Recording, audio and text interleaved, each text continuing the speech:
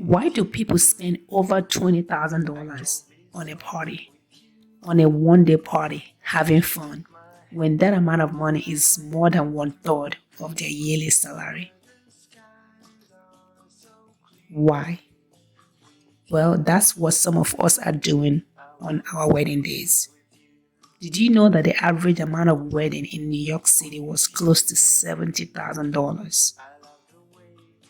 However, the average person in America makes 40 something thousand dollars a year. And for blacks in America, that's 30 something thousand dollars a year. But people are spending more than they're making in one year. So why do people spend that amount of money on a one-day party? On a party that I wish guaranteed a happy marriage, but unfortunately that is not the case. Did you know that the number one cause of divorce in America is money problem?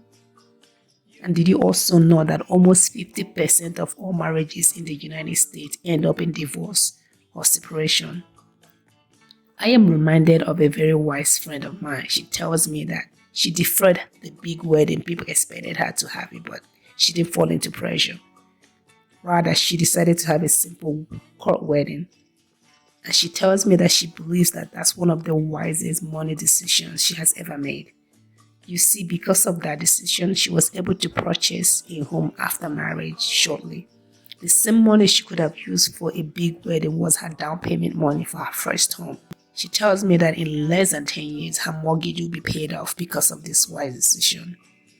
My best friend tells me she still wants a wedding, but that she's going to have it when her most important financial goals have been met. And by then, she won't be sacrificing much.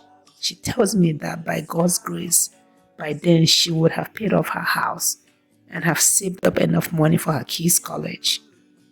And by then, she will have something real to celebrate the many happy years she's been married to her husband. I know a lot of us women, we've been looking forward to our wedding days since we were young. We've dreamed about those days. And I'm not saying in this tape that if you have the money to have a lavish wedding that you shouldn't. What I'm trying to get to is that a lot of us hardworking people, we cannot afford to spend that amount of money on one day. But yet we do because that's the norm. That's what culture expects us to do. And I think that's an unfair expectation, because when you do that, I feel it sets you up behind financially. I know for some people, it takes them more than a year to work and save that amount of money and then to not spend it on one day. And when that day is gone, all that money is gone.